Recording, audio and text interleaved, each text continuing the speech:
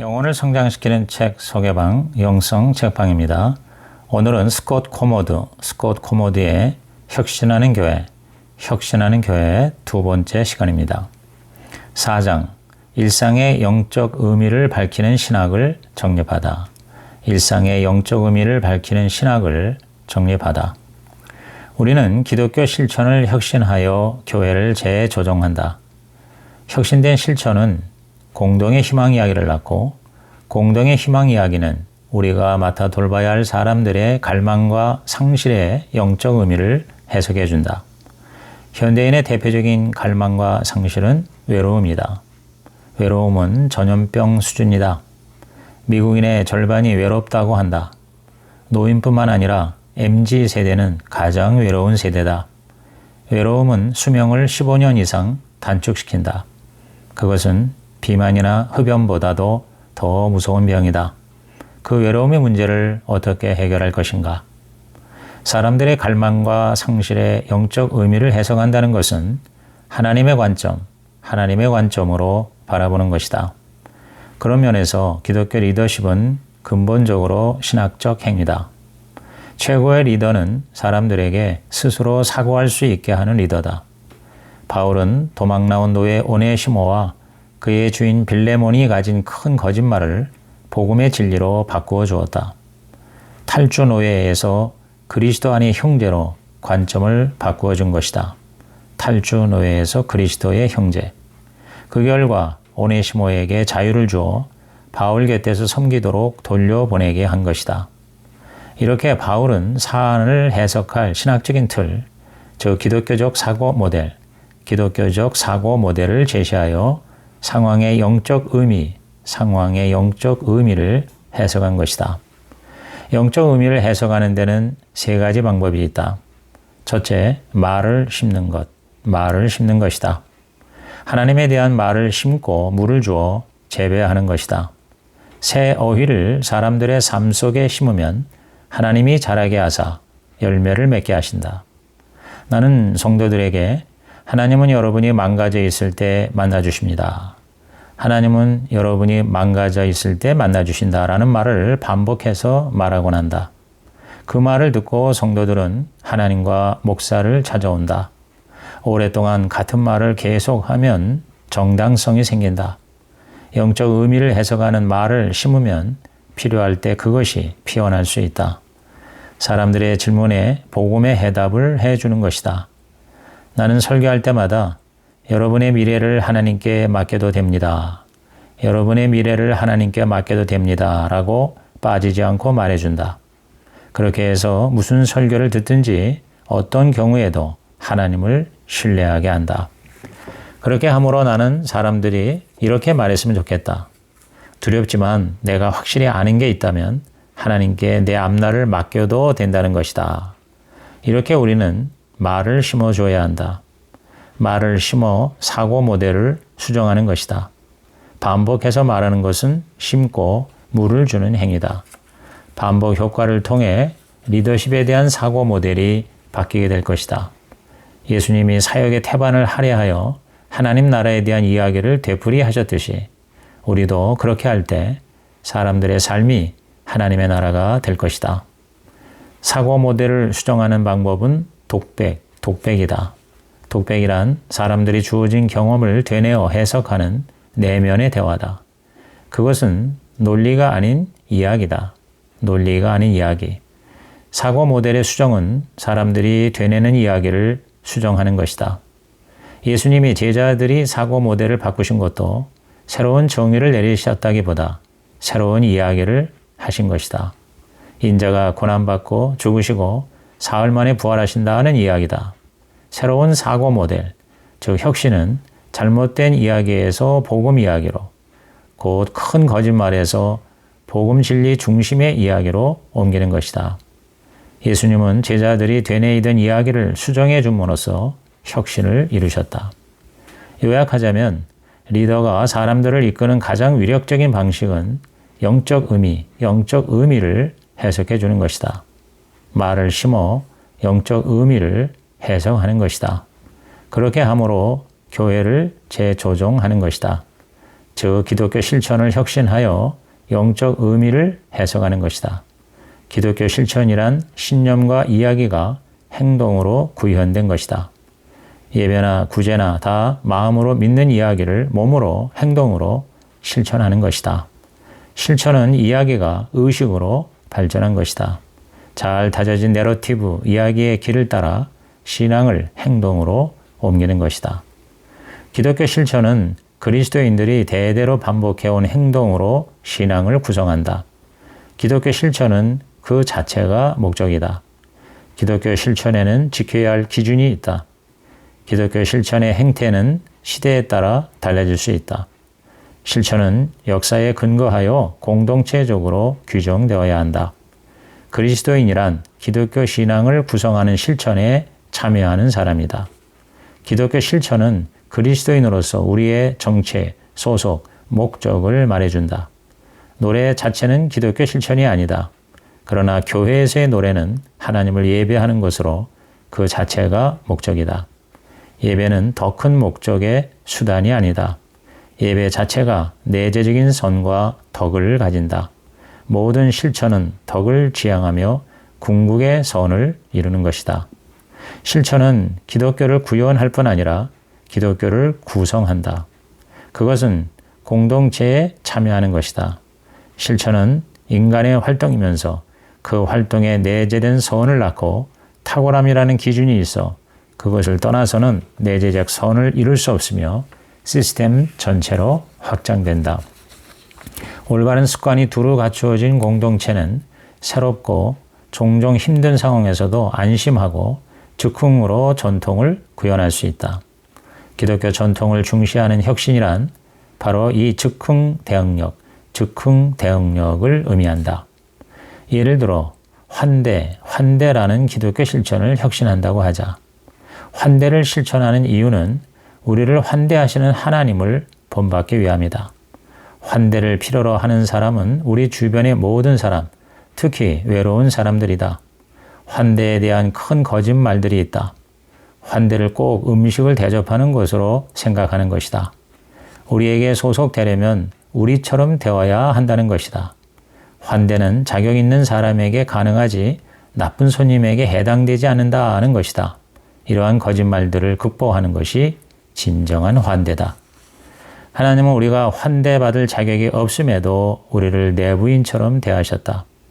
제대로 감사하는 이들에게만 환대를 베푼다면 우리는 예수님이 마태 18장에서 책망하신 그 용서하지 않는 종처럼 될 것이다. 하나님의 은혜를 바로 안다면 예수님이 그러셨듯이 우리도 먼저 외부인을 찾아가야 한다. 이웃에게 문을 열고 큰 거짓말들을 무너뜨려야 한다. 환대란 자격 없는 사람들에게 공동체의 특권을 공유하는 것이다. 자격 없는 사람에게 공동체의 특권을 공유하는 것, 즉 외부인을 내부인처럼 대하는 것이다. 하나님이 우리를 환대하심으로 우리도 모두를 환대해야 한다. 환대를 실천하려면 당신의 특권을 다른 사람들과 공유해야 한다. 환대를 실천하는 가장 좋은 방법은 외로운 사람들을 초대하여 다른 사람들과 함께 사랑을 베푸는 것이다. 상대를 위한 사역보다 함께하는 사역을 강조하라. 상대를 위한 사역보다 함께하는 사역. 중요한 것은 사역이 아니라 사람이 더 중요하다는 것이다. 사역이 아니라 사람. 환대는 창세기로까지 거슬러 올라가는 기독교 실천이다. 환대란 공동체의 특권을 공동체에 속하지 않아서 환대받기를 바랄 수 없는 사람들과 공유하는 것이다. 특히 낯선 타인이라는 이유로 취약한 위치에 놓인 사람들이 그에 해당된다. 환대는 대개 식사를 수반하지만 식사 이상의 의미가 있다. 외부인을 잠시나마 가족으로 초대하는 것이다. 서로의 차이를 뛰어넘어 특권을 공유하는 것이다. 본래 인류의 삶은 하나님의 환대 행위로 시작되었다. 하나님이 우리를 위해 살 자리를 마련하셨다. 그러므로 환대란 하나님이 우리를 대하시듯이 우리도 외부인을 우리처럼, 즉 내부인처럼 대하는 것이다. 에덴 동산, 아브라함, 사르밧 과부, 수넴 여인 등이 그랬고 예수님이 그렇게 하셨다. 하나님이 당신에게 돌보라고 맡기신 사람들을 이해하려면 그들의 입장에서 그들과 함께 사는 것보다 더 좋은 방법이 무엇이겠는가? 그래서 예수님이 성육신 하신 것이다. 초대교회의 환대는 전도의 기반이 되었다. 복음이 로마 제국을 덮은 것은 그리스도인들이 세상과 다른 종류의 환대를 실천했기 때문이다. 즉, 되갚을 수 있는 사람에게만 베푼 환대가 아니라 갚을 수 없는 사람들에게 더 환대했기 때문이다. 그것은 하나님께 환대받은 체험 때문이었다. 우리를 초대하시되 손님이 아닌 자녀로 입양하여 그리스도와 공동 상속자가 되게 하신 하나님, 그분의 환대는 희생 자체였다. 환대야말로 그리스도인의 체험에서 중요한 핵심이다. 환대는 희생이다. 환대는 희생이다. 나쁜 손님과 좋은 손님을 가리지 않아야 한다. 누군가를 나쁜 손님으로 문제 삼는다면 그것은 우리 자신을 좋은 주인으로 여기기 때문이다. 하나님의 식탁에서 우리는 다 배은망덕한 손님임을 망각했기 때문이다. 하나님께 대접받고 싶은 그대로 우리도 다른 사람을 대접해야 하는 것이다. 5장, 기독교 전통에서 교회 혁신 아이디어를 구하다. 기독교 전통에서 교회 혁신 아이디어를 구하다.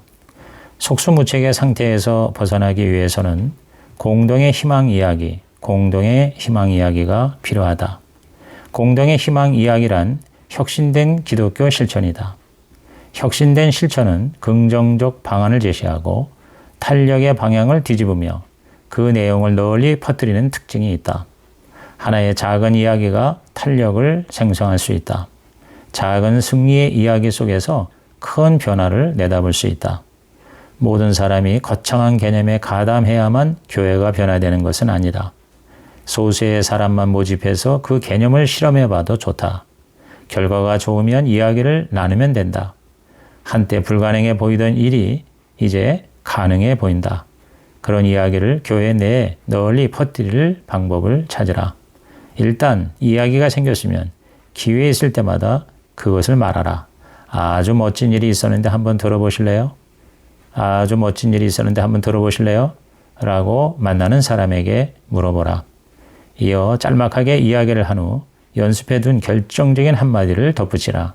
속수무책의 심정일 때 당신은 탄력의 방향을 뒤집어줄 긍정적인 방안과 널리 퍼질 만한 이야기, 공동의 희망 이야기로 교회를 새롭게 할 수 있다. 혁신된 기독교 실천 9가지를 요약해보자. 첫째, 환대. 공동체의 특권을 외부인과 공유한다. 둘째, 소명. 어디든지 내게 주어진 자리에서 이웃을 사랑한다. 셋째, 감사. 의지적으로 하나님의 풍성함을 기억한다.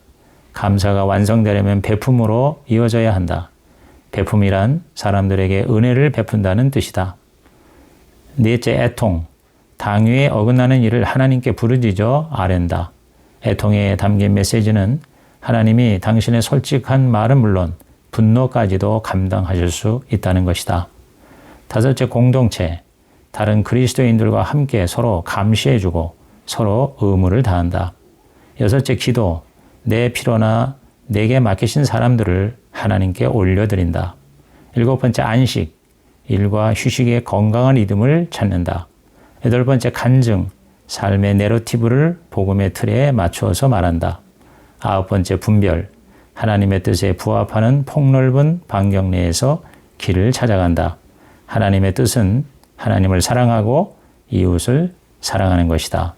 자, 9가지 혁신된 기독교 실천, 환대, 소명, 감사, 애통, 공동체, 기도, 안식, 간증, 그리고 분별. 우리 그리스도인에게는 2가지 소명이 있는데 첫째는 예수님을 따르는 제자도의 소명이고 둘째는 이웃을 향한 사랑과 섬김의 소명이다. 하나님께는 믿음의 의무를, 사람들에게는 사랑의 의무를 지는 것이다. 그리스도인의 삶은 당신의 일을 필요로 하는 사람들에게 당신을 보내는 것이다. 하나님은 우리를 특정한 시대에, 특정한 장소에, 특정한 사람들에게 보내신다. 그래서 우리를 사신 혹은 대사라고 하는 것이다. 소명을 규정하는 것은 우리의 재능이나 관심사나 열정이 아니라 바로 우리를 필요로 하는 사람들이다. 자기가 하고 싶은 것이 아니라 남이 필요로 하는 것이다.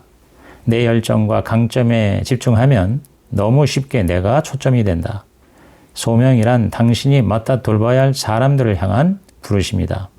그리스도인에게는 추종자가 없고 돌보도록 맡겨진 사람들만 있을 뿐이다. 그래서 소명이란 하나님이 맡기신 사람들을 섬기는 것이다. 하나님이 맡기신 사람들을 섬기는 것. 당신은 이 일을 하도록 부름받은 것이 아니라 사람들을 섬기도록 부름받았다. 그것이 소명이다. 개인이든 교회든 마찬가지다. 내 목적은 내 계획에서 나오는 것이 아니라 내게 맡겨진 사람들에게서 나온다. 내 강점과 타인의 필요가 교차하는 지점이 최선의 자리다. 내 강점과 타인의 필요, 사람들의 필요에 나의 강점이 부응하도록 개발해야 한다. 사람들의 필요가 내 천성 너머로 떠민다고 볼 수 있다. 사람들의 필요를 알아내서 그들에게 필요한 존재가 되는 것, 그것이 바로 진정한 소명이다. 설령 타고난 재능과 열정에 맞지 않더라도 우리 각자는 사람들에게 필요한 존재가 되도록 부름받았다. 중요한 것은 내가 아니라 내가 맡아 돌봐야 할 사람들이다. 기독교 실천으로서의 감사는 하나님이 행하신 일을 기억하기로 선택하는 것이다. 결핍이 있어도 의지적으로 하나님의 풍성한 공급을 기억하는 것이다. 감사의 관건은 무엇에 주목하느냐에 달려있다. 감사는 결핍보다도 풍성함에 주목하겠다는 선택이다. 결핍이 아닌 풍성에 주목하겠다는 선택. 의지적으로 일부러 하나님의 선물을 기억하는 것이다. 하나님의 선물이 내가 받아 마땅한 어떠한 대우보다도 훨씬 좋다고 인정하는 것이다. 공정을 주장하는 자는 감사가 어렵다. 공정이란 마땅히 받을 것을 받는다는 것이다. 마땅히 받을 것을 받는다면 당신과 나는 죽음을 받아야 한다. 정말 바라야 할 것은 매사에 공정한 것이 아니라 하나님의 은혜다. 공정이 아니라 은혜. 은혜란 그리스도의 희생으로 누리는 하나님의 부여하심. 그리스도의 희생으로 누리는 하나님의 부여하심. 영어로 God's riches as Christ's expense. God's riches as Christ's expense. 그래서 앞글자를 따라서 Grace, grace가 된다. 그것은 마땅히 받는 공정이 아니라 자격 없이 받는 선물이다. 우리는 하나님의 은혜를 받을 뿐만 아니라 베풀기도 해야 한다. 공정한 데서 그치지 말고 은혜를 베풀어야 한다. 은혜는 불공정할 수 있다. 그러나 당신이 정말 바라는 것은 매사의 공정이 아니라 은혜다. 특히 나 자신은 은혜를 원하면서 남과 관련해서만 공정을 부르짖는 일은 하지 말아야 한다. 은혜는 감사와 베품을 이어주는 끈이다. 감사가 완성되려면 베품으로 이어져야 한다. 베품은 단지 돈만의 문제가 아니라 후한 마음이다. 우리는 이미 충분히 받았다. 당신과 내가 그 사실을 정말 믿는다면 감사할 것이고 정말 감사한다면 그 풍성을 나눌 것이다. 감사가 베품으로 이어지지 않는다면 우리는 하나님의 성품을 잘못 알고 있는 것이다. 우리가 베푸는 이유는 하나님이 먼저 베푸셨고 지금도 베푸시기 때문이다. 우리는 하나님께 감사의 빚을 졌고 그 감사 덕분에 우리도 그분처럼 후히 베풀고 싶어지는 것이다. 내 정체성의 근원은 내가 경험하는 결핍에 있지 않고 하나님의 풍성하심에 있다. 나의 결핍이 아닌 하나님의 풍성. 감사하면 움켜쥐려는 마음이 달아난다. 그래서 공동체가 가능해진다. 내게 감사가 없다면 베풀지 않을 것이고 베풀지 않는다면 내 목적은 나와 내 관심사를 벗어나지 못할 것이다. 인간에게는 자신이 중요한 존재가 되려는 기본 갈망이 있다. 남을 위한 목적만이 그 갈망, 즉 자기의 중요한 존재가 되려는 기본 갈망을 실현해 줄 수 있다. 남을 위한 목적이 되려면 기초를 감사와 베품에 두어야 한다. 안식은 일과 휴식의 건강한 리듬이다. 기도는 스스로 통제하고 싶은 일을 하나님께 맡기는 것이다. 기도는 심고 물 주는 것이고 하나님이 자라게 하시는 것, 그것이 바로 응답이다. 공동체는 서로 의무를 다하는 것이다. 현대교회는 서로에 대한 책임감이 없다. 너는 너대로 살고 나는 나대로 살게 두라는 큰 거짓말을 믿고 있는 것이다. 그러나 신약의 메시지는 우리가 그리스도 안에서 하나이고 복음 안에서 서로를 감시하고 의무를 다하는 형제자매로 연합해 있다는 것이다. 간증은 자기 삶의 내러티브를 복음의 틀에 맞추어서 말하는 것이다. 자기 삶의 내러티브를 복음의 틀에 맞춰서 말하는 것. 내 삶 속에 임재하시는 하나님을 다양하게 말하는 것이다. 우리의 정체성은 무엇을 하느냐에 있지 않다. 누구를 사랑하느냐에 있다. 무엇을 하느냐가 아니라 누구를 사랑하느냐가 우리의 정체성. 주어진 자리에서 주변 사람을 사랑하는 것이 우리의 소명이다. 사람들을 실천의 대상으로 보지 말고 실천의 주체로 보라. 실천의 대상이 아닌 실천의 주체. 환대받기보다 환대를 베풀 수 있는 방법을 찾아서 동참하라. 코이노니아, 즉 공동체는 동역이다. 동역. 각 실천 속에서 긍정적 방안과 공동의 희망 이야기를 찾으라. 속수무책일 때 상상력을 자극하는 것을 찾으라. 적절해 보이는 실천이 한두 가지만 있어도 혁신된 실천이 감화를 끼칠 수 있다. 그것이면 속수무책에서 벗어나기에 충분할 것이다. 이상 스콧 코모드 박사의 혁신하는 교회 제2편을 마칩니다.